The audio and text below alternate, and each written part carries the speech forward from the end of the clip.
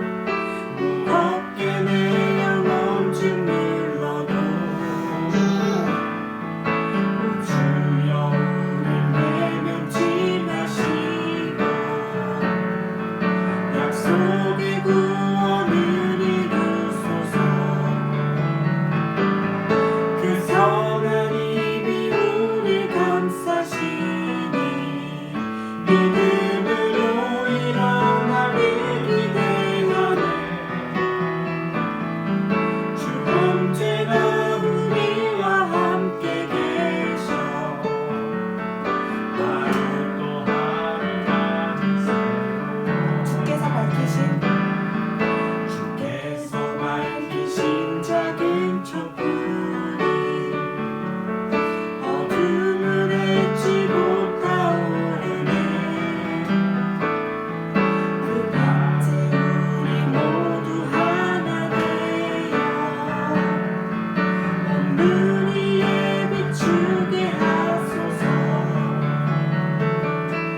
그 선한 힘이 우리를 감싸시니 믿음으로 일어나를 기대하네. 주 언제나 우리와 함께 계셔 하루 또 하루가 늘 새로워. 이 고요함이 깊이 번져갈 때 저 가슴 벅찬 노래 들리네. 다시 하나가 되게 이끄소서. 당신의 빛이 빛나는 이 밤 그 선한 힘이 우릴 감싸시니 믿음으로 일어나를 기대하네. 주 언제나 우리와 함께 계셔 또 하루하루가 늘 새로워.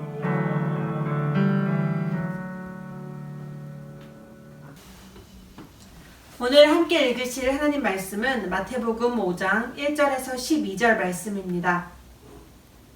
예수께서 무리를 보시고 산에 올라가 앉으시니 제자들이 나온지라.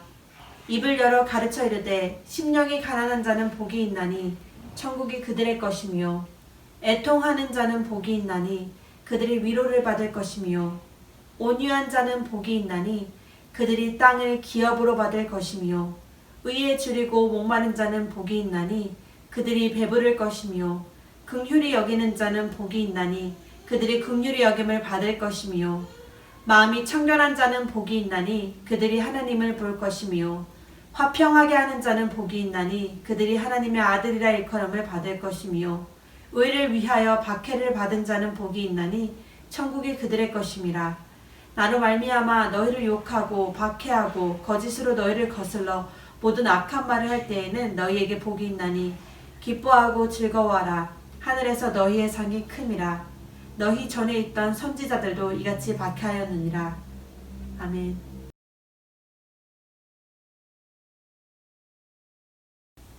안녕하세요. 오늘은 2020년 마지막 수요 예배입니다. 2020년 올해는 여러분에게 어떤 말로 표현할 수 있으신가요? 1월부터 본격화된 코로나19는 1년을 꽉 채워서 우리 일상을 바꾸고 있습니다. 마스크를 쓰고 외치라는 게 일상이 되었고 영상 수업, 영상 강의, 영상 예배까지 모여서 하는 모든 것이 영상으로 대체되어서 인터넷을 통해서 얼굴을 마주하고 있습니다. 투명 칸막이가 쳐져 있는 휴게소, 이제는 배달과 포장이 가능한 음식점. 그래도 집에서는 가족이니까 모일 수 있고 함께 할 수 있었는데 우리는 1월 3일까지 5인 이상 모이지 못하는 그런 현실을 살고 있습니다. 우리는 그렇게 2020년을 살아왔고 이제는 2020년을 보내는 시점에 와 있습니다. 나아지겠지, 지나가겠지 라고 여겨왔지만 이 바이러스는 쉽게 물러가고 있지 않습니다. 그래서 저는 올 한 해를 이렇게 표현해 보려고 합니다. with 코로나, 코로나와 함께 한 해라고 말입니다. 사역자로서 저도 올 한 해 처음 시도했던 일이 많습니다. 주일마다 드리는 예배를 영상으로 이렇게 찍었고 그 영상을 인터넷에 올리면 유치부와 어린이부 친구들이 거기에 접속을 해서 예배를 드렸습니다. 예배에 필요한 주보, 활동에 필요한 준비물들, 간식 같은 것은 비대면으로 전달하기 위해서 친구들 집 앞에 문고리에다 걸어놓는 것이 일상이 되기도 했습니다. 우리 청년들은 보통 점심을 함께 먹고 소모임의 형태로 모였었는데 그 두 가지가 다 금지되었잖아요. 그래서 9월부터는 모임이 거의 불가능하게 되었습니다. 이를 어쩌나 걱정만 하고 있었는데 뉴키즈 온 더 라이프 시즌 2를 함께 해서 3, 4, 5 모여서 이렇게 같이 이야기할 수 있어서 정말 좋았습니다. 아마 성도님들도 올해 같은 성탄 전야는 처음이지 않으신가요? 제가 새생명교회에 와가지고 처음으로 참가했던 행사가 성탄 전야제였습니다. 유치부부터 장년부 남녀노소 할 것 없이 모두가 찬란하고 멋지고 즐거운 무대, 즐거운 공연을 준비해서 예수님의 나심을 기쁘게 그리고 설레이는 마음으로 준비해 왔었는데 원래는 모이는 것이 금지되다 보니까 20여 명만 교회에 모여서 같이 찬양하고 그리고 서로의 마음을 이어주는 편지를 보이는 라디오 형식으로 찍어서 유튜브로 올려드렸었죠. 아마 각 가정에서 그 영상을 보시면서 성탄 전의 밤을 같이 보내셨을 것 같습니다. 내일 있을 송년 예배도 그렇게 진행이 될 것이고 지금 드리는 수요 예배도 마찬가지로 녹화를 통해서 여러분에게 전달되고 있는 중입니다. 이렇게 연결되어 있지만 떨어져 있는 예배, 떨어져 있지만 연결되어 있는 모임. 우리는 그동안 해보지 않은 낯선 모양으로 여러 가지 모임들이 이어지고 있습니다. 부디 우리의 몸은 떨어져 있지만 서로를 향한 마음은 더 만나기를 소망하였으면 좋겠습니다. 오늘은 예수님이 산상수훈 중에서 복 있는 사람이 누구인지에 대해서 말씀하시는 부분입니다. 3절부터 10절까지 8가지 복 있는 사람에 대해서 말씀하셨기 때문에 이것을 팔복이라고도 합니다. 본문을 보면 예수님이 말씀하시는 복 있는 사람은 어떤 사람들인가요? 심령이 가난한 자, 애통하는 자, 온유한 자, 의에 줄이고 목마른 자, 긍휼히 여기는 자, 마음이 청결한 자, 화평하게 하는 자, 그리고 의를 위하여 박해를 받은 자입니다. 누가복음에서도 복 있는 사람에 대해서 말하고 있는데요. 마태복음과 차이가 있습니다. 마태복음에서는 심령이 가난한 자라고 표현한 반면 누가복음에는 너희 가난한 자라고 표현합니다. 실제로 가난한 사람이든 마음이 가난한 사람이든 그 모든 가난한 자들에게 예수님은 복이 있다고 말씀하십니다. 왜냐하면 천국이 너희의 것이기 때문이다. 천국이 그들의 것이기 때문입니다. 오늘 특히 주목하고 싶은 부분은 4절입니다. 마태복음 5장 4절 함께 읽어볼까요? 애통하는 자는 복이 있나니 그들이 위로를 받을 것이며 애통하는 자에서 쓰인 그 애통이란 말은 몹시 슬퍼하는 것입니다. 성서 원어로 애통은 펜도스라는 말이 쓰였는데요. 이는 헬라어 중에서 슬퍼한다는 말을 가장 강하게 나타내는 말입니다. 우리가 살다 보면은 슬픔을 마주할 때가 있습니다. 저는 감정 표현이 많은 편이라 풍부한 편이라 항상 슬픔은 눈물과 연결이 되어 있습니다. 가장 많이 울었던 적이 언제인가 생각을 해봤는데요. 그때는 바로 10살 때 여름 성경학교 때였습니다. 성경학교 둘째 날 밤에 항상 기도회를 하는데 그때 가장 많이 울었던 것 같습니다. 기도를 하면서 단 한 가지 말만 되풀이했었습니다. 어떻게 해야 돼요? 이 말은 제가 이렇게 많은 죄를 지었는데 어떻게 해야 합니까? 라는 의미가 숨겨져 있습니다. 10살짜리가 뭐 그리 많은 죄가 있다고 라고 생각하실 수 있지만 지금 제가 생각해도 그때 저는 참 많은 말썽을 부렸습니다. 7살 때 부모님과 떨어져서 사촌 언니들과 1년 동안 살았던 적이 있습니다. 그 언니들은 소위 말하는 일진, 노는 언니들이었어요. 그래서 청소년인데 일진들은 자기들이 하고 싶은 걸 다 숨어서 하거든요. 그래서 그 언니들을 따라다니면서 온갖 것을 다 해봤습니다. 근데 그것을 보는 것만으로 어린 저에게는 상처가 되었고, 그 상처가 가시가 되어서 초등학교 1학년과 2학년 때 되게 폭력적인 아이로 폭력적인 말과 행동으로 분출되었습니다.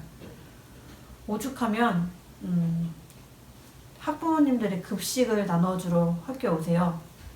근데 저를 딱 이렇게 보시면서 네가 새별이니? 라고 하시면 저는 당돌하게 네! 라고 대답했습니다. 아주 당돌한 말썽꾸러기였죠. 그런데 제가 교회 다닌다는 이유만으로 초등학교 3학년 때 담임 선생님이 성경 공부를 시켜주셨습니다. 매주 토요일마다 교실에서 또는 제가 다니던 교회에서 모여서 성경 말씀을 암송했고, 그리고 신앙의 선배들의 이야기를 계속 들었습니다. 그렇게 말씀이 제 안에 쌓여서 그런지 그해 여름성경학교 때 죄가 무엇인지 알게 되었고, 그동안 지었던 많은 죄들이 떠오르면서 기도할 때 하나님, 저는 이렇게 많은 잘못을 한 사람인데 이제 어떡하지요? 라는 고백으로 반복하면서 기도했던 것입니다. 눈물 콧물 다 흘리면서 기도하다가 너무 힘들어서 이렇게 잠시 눈을 떴는데 제 앞에 있던 애가 왜 저래? 라는 눈빛으로 저를 쳐다보고 있더라고요. 근데 그건 하나도 중요하지 않았어요. 단지 제 죄를 가지고 하나님 앞에 서 있을 뿐이었습니다. 기도회가 끝날 때쯤에 두 사람씩 짝을 지어서 찬양을 했습니다. 사랑해 주님이 날 사랑하시네, 내 모습 이대로 받으셨네. 이런 거를 이제 한쪽씩 이렇게 주고받으면서 하는 그런 찬양이죠. 사랑해 주님이 날 사랑하듯이 나도 너를 사랑하며 섬기리 하고 이렇게 안아주는 찬양이었습니다. 그 찬양을 다 하고 그 다음에는 침묵 가운데 묵상하는 기도를 하였습니다. 무릎을 꿇고 고개를 확 숙이고 기도를 하고 있는데 되게 고요함 속에 흰 십자가가 보였어요. 그리고 마음속으로 이런 음성을 들었습니다. 괜찮다. 괜찮다. 그 한마디가 위로였고, 저를 용서해 주신 하나님을 위해서 앞으로 어떻게 살아야 하는가 하는 생각으로 10대를 살았습니다. 오늘 본문 말씀, 애통하는 자는 복이 있나니 그들이 위로를 받을 것이미요 라는 마태복음 5장 4절 말씀은 이 설교를 준비하면서 더 묵상을 하다 보니까 정말로 애통하는 자는 복이 있어요. 왜냐하면 그 사람들은 하나님의 위로를 받을 수 있기 때문입니다. 여러분 혹시 좋아하는 영화 있으신가요? 저도 영화를 즐겨보는 편이었는데 사실 좋아한다고 해서 반복해서 보진 않았거든요. 그런데 유일하게 4번이나 반복해서 봤던 영화가 하나 있습니다. 바로 인사이드 아웃이라는 애니메이션입니다. 이 영화의 감독은 자신의 어린 딸을 보면서 얘가 도대체 왜 이렇게 행동하지? 라는 질문을 가지고 아이를 관찰하기 시작했습니다. 행동을 관찰하고 아이의 심리를 공부하고 이렇게 고민하다가 거기서 영감을 얻어서 영화를 만들었는데요. 그래서 이 영화의 주인공은 5가지 감정들이 나옵니다. 기쁨이, 슬픔이, 버럭이, 까칠이, 소심이, 이렇게 다 다른 색깔을 가진, 다른 성격을 가진 친구들입니다. 이렇게 인간 안에 있는 5가지 감정들이 얽히고 설키며 만들어내는 재미난 이야기들입니다. 만약에 평소 같았으면 저는 저 5개 캐릭터 중에서 아마 기쁨이를 제일 좋아하고 제일 관심 있게 보고 호감을 가졌을 것 같아요. 그런데 이 영화를 통해서 슬픔의 의미와 가치에 대해서 배우게 되었습니다. 사진을 보여드릴 건데요.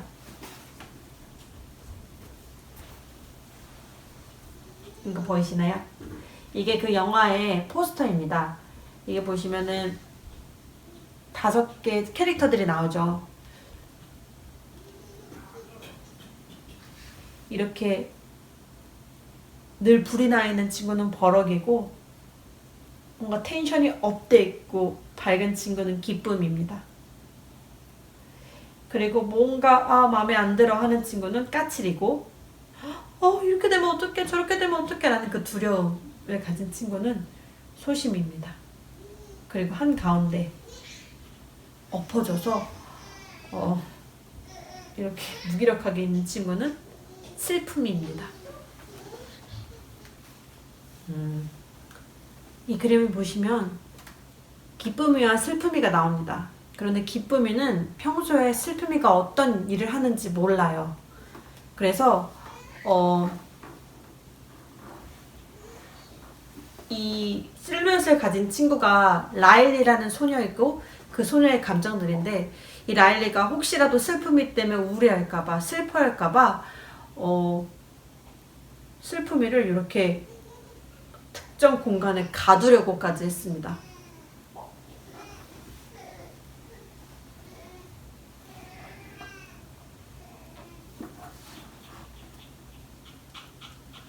그런데 어느 날 이들에게 위기가 찾아옵니다.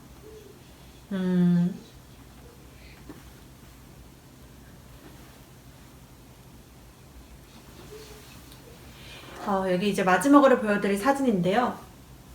빙봉이라는 친구가 있어요. 이 빙봉은 라일리가 3살 때 만들었던 상상 속의 친구입니다. 근데 빙봉이가 되게 슬퍼하고 있어요. 그래서 언제나처럼 맨 처음에는 기쁨이가 다가옵니다. 그래서 현란한 말과 멋진 행동으로 빙봉이를 위로하려고 했지만 실패하고 맙니다. 그래서 빙봉을 떠나버려요. 그리고 그 다음으로 왔던 친구가 바로 슬픔이에요. 이 슬픔이는 지금 빙봉을 바라보고 있죠. 그리고 옆에 앉아있어요. 사실 특별히 하는 건 없지만 단지 옆에서 빙봉의 이야기를 듣고 있습니다. 빙봉은 자기 이야기를 막 하다가 결국 자기가 위로를 받고 슬픔에서 벗어나는 그리고 덕분에 위기에서 탈출하는 그런 전개가 이어지고 있어요. 이 부분을 보면서 우리가 기쁨이처럼 살고 있진 않은가 하는 생각을 해봤으면 좋겠습니다.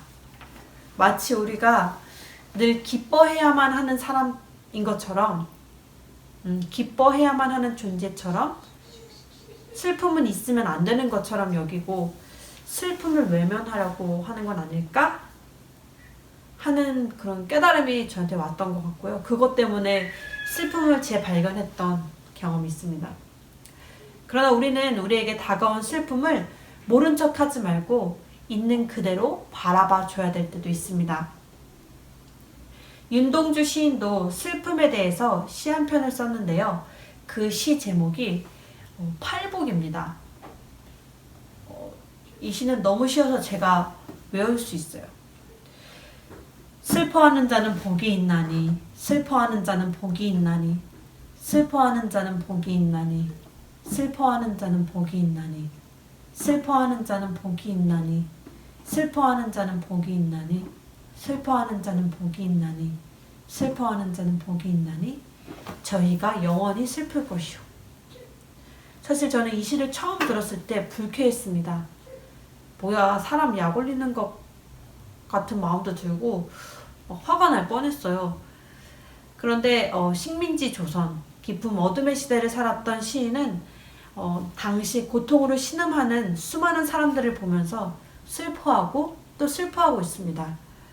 글 쓰는 것밖에는 할 수 있는 게 없어서 그가 느끼는 슬픔을 최대한 표현하면서 슬퍼하는 사람들을 위로하는 것. 아마 그것이 이 시를 쓴 시인의 의도가 아닐까 하는 생각도 해봅니다. 그런데 그때로부터 75년이 지난 지금, 오늘도 이 땅은 슬퍼하는 사람들로 가득합니다.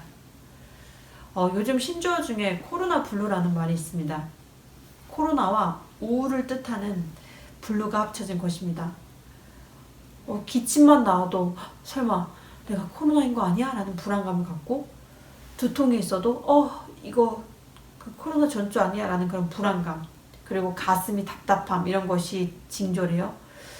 근데 이런 이유 중 하나가 외출과 모임이 제한되어 있어서 생기는 사회적 고립감, 그리고 일자리와 급여 등의 감소로 생기는 경제적인 불안감, 그것이 주요 원인이라고 합니다. 그러고 보니 인사이드 아웃의 슬픔이도 파란색이었죠. 요즘에 저도 이런 감정을 느낍니다.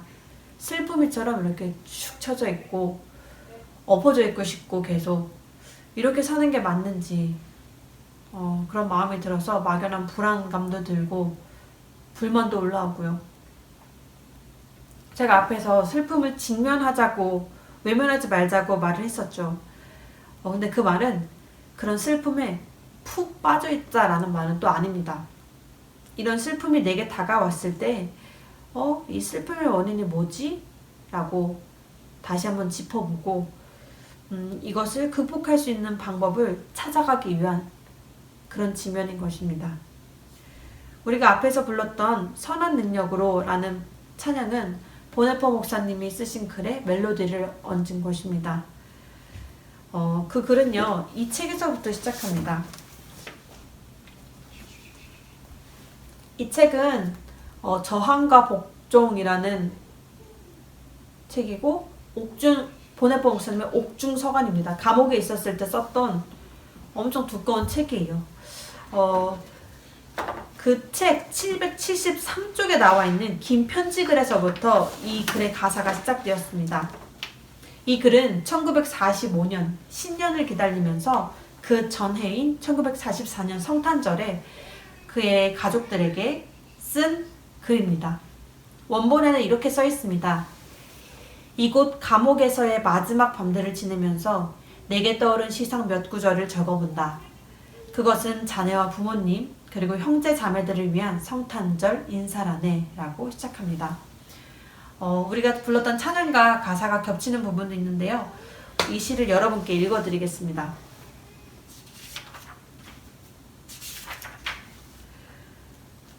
선한 힘들에 관하여. 선한 힘들에 신실하고 조용히 둘러싸여 놀랍게 보호받고 위로받으며 나는 이날을 그대들과 더불어 살기를 원하고 그대들과 더불어 새로운 해를 향해 나아가기를 원한다. 지나간 해는 아직도 우리의 마음을 괴롭히고 악한 날은 여전히 우리를 짓누른다. 아 주님, 우리의 놀란 영혼에 당신께서 우리를 위해 만드신 구원을 주소서. 당신께서 우리에게 넘치도록 가득 찬 쓰디쓴 고난의 무거운 잔을 주신다면 당신의 선하고 사랑스러운 손으로부터 그것을 두려움 없이 감사히 받겠나이다. 당신께서 우리에게 다시 한번 세상에 대한 기쁨과 그 태양의 찬란한 빛을 허락하신다면 우리는 과거의 것을 기념하고자 하며 그때 우리의 삶은 온전히 당신의 것입니다. 당신께서 우리의 어둠 속으로 가져다준 양초들이 오늘 따뜻하고 밝게 타도록 하소서. 가능하면 우리를 다시 하나로 만드소서. 당신의 빛이 밤에 빛을 발하는 것을 우리는 압니다. 정막이 우리를 깊이 둘러쌀 때 저 세상을 가득 채운 소리를 듣자 보이지 않게 우리 주위로 퍼져나가는 당신의 모든 자녀들의 찬미 소리를 선한 세력들에 의해서 신실하고 조용히 감싸인 채 우리는 위로 속에서 우리에게 다가올 것을 기다린다. 하나님은 저녁과 아침 그리고 새날에도 분명히 우리 곁에 계신다. 이 시처럼 선한 능력들에 의해서 신실하고 조용하게 다가오실 하나님의 위로를 지금 기다려야 할 때인 것 같습니다. 그리고 우리도 하나님을 바라고 쉬지 않고 기도할 때입니다. 그 하나님은 저녁과 아침 그리고 새날에도 분명히 우리 곁에 계십니다. 코로나 팬데믹 시대 모양은 달라질 수 있지만 부디 우리의 마음은 더 간절히 서로가 연결되기를 소망하기 바랍니다. 서로의 안부도 묻고 슬픔과 기쁨을 나눌 수 있는 사람들과 꾸준히 연락하고 서로를 위해 기도하는 것이 멈추지 않았으면 좋겠습니다. 그리고 무엇보다도 하나님과의 거리가 그 어느 때보다 가까워지는 시기가 이 시기가 되었으면 좋겠습니다. 함께 기도하겠습니다. 하나님, 그 어느 때보다 힘든 연말을 보내고 있습니다. 올해 초에 시작한 코로나가 1년 내내 우리 생활을 위협하고 있습니다. 하지만 이 어둠 속에서도 우리의 우울함과 그리고 우리의 슬픔 가운데에서도 하나님은 낮이나 밤이나 저녁이나 우리를 바라보고 계심을 믿습니다. 그리고 하나님의 선하신 능력이 우리를 이끌어 주실 것 또한 믿습니다. 하나님, 마태복음 5장 4절 말씀처럼 애통하는 우리에게 복을 주십시오. 애통하고 있는 우리에게 하나님께서 위로해 주시기를 소망합니다. 생계의 어려움과 그리고 일자리에 대한 불안함과 그로 인해서 오는 관계의 어려움, 그 모든 것이 복합되어서 우리의 나날이 참 어렵고 두렵고 쓸쓸하기도 합니다. 그러나 하나님, 어두울 때 더 밝은 빛으로 우리에게 찾아와 주십시오. 그래서 그 하나님의 빛이 우리를 이끄는 별이 되어서 다시 한번 일어나서 마음에 소망을 품고 희망을 가지고 일어나서 이 세상을 살아갈 수 있도록 우리에게 용기를 북돋아 주시옵소서. 예수 그리스도의 이름으로 기도드립니다. 아멘.